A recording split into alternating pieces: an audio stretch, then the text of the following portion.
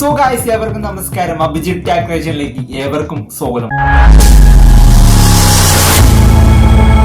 ഹോട്ട്സ്റ്റാറിൽ stream ചെയ്ത guys Kerala crime files season 2 episode നമ്മൾ കണ്ടു ഗൈസ്.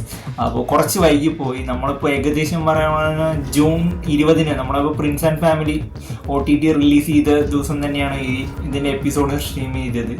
നമ്മളങ്ങനെ കുറച്ച് ഡിലേ ആയി, നമ്മളെന്തായാലും കണ്ടു ഗൈസ്. അപ്പോൾ എൻ്റെ ഒപ്പീനിയനാണ് ഞാൻ ഈ വീഡിയോയിൽ ഷെയർ ചെയ്യുന്നത്.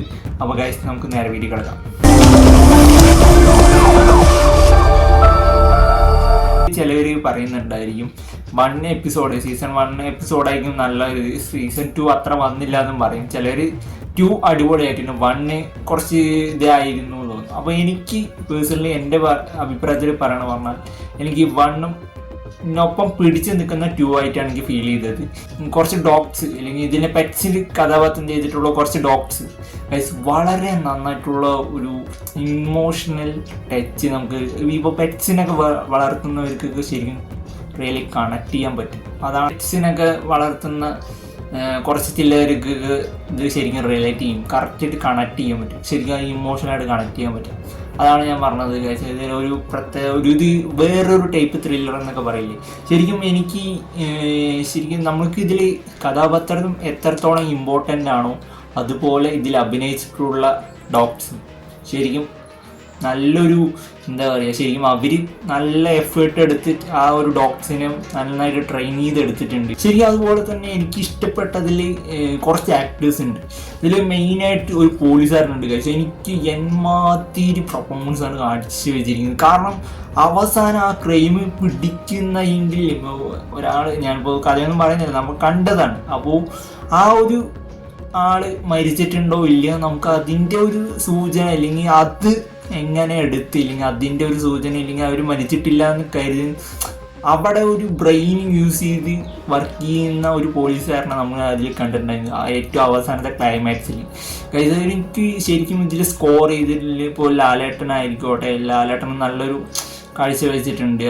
ഇൻക്ലൂഡിങ് ഓരോ ഒബ്ജക്റ്റും അല്ലെങ്കിൽ ഓരോ സൂചനകളും നമുക്ക് അത് ഇമ്പോർട്ടൻ്റ് ആണ്. ഈ മീൻസ് ആ ഒരു ക്രൈമിലേക്ക് എത്തിക്കപ്പെടുന്ന ഒരു ഇപ്പോൾ എന്താ പറയുക, ആ സൂചന ഇപ്പോൾ ആരാണ് ക്രൈം ചെയ്ത് അതൊന്ന് കറക്റ്റായിട്ട് എഡിറ്റിങ്ങും ബേസായിട്ട് ട്രാവൽ ചെയ്യുന്നുണ്ട്. നമ്മളൊക്കെ ഒരു ക്യൂരിയോസിറ്റി തരുന്നുണ്ട്. അത് കറക്റ്റ് ഇമ്പാക്റ്റും അതുപോലെ തന്നെ ബാക്ക്ഗ്രൗണ്ട് മ്യൂസിക് നല്ലൊരു ഇതാണ് കാഴ്ചവെച്ചത്. ശരിക്കും ഡയറക്ഷൻ ബേസ് പക്കയാണ്. അതുപോലെ എന്തോ ഗൈസ് സ്ക്രിപ്റ്റ് ഒരു രക്ഷയില്ല. എങ്ങനെ ഇമാതിരി സ്ക്രിപ്റ്റൊക്കെ ഗൈസ് മലയാള സിനിമയിൽ ഇങ്ങനത്തേക്ക് ഒരു സ്ക്രിപ്റ്റ്, അതും ത്രില്ലർ ബേസ്, അതും നമുക്ക് എക്സ്പെക്ട് ചെയ്തിട്ട് പോലുമില്ല. അതുപോലെ തന്നെ എടുത്തു പറയാനുള്ളത് ആക്ടേഴ്സ് ശരിക്കും ഇതിൽ ശരിക്കും ജീവിക്കുകയാണെന്ന് വേണമെങ്കിൽ പറയാം. പിന്നെ അതുപോലെ ഇമോഷണൽ സീനിൽ നല്ലൊരു ബാക്ക്ഗ്രൗണ്ട് മ്യൂസിക്, അത് ശരിക്കും ഗൈസ് ഫീൽ ആകുന്നുണ്ട്.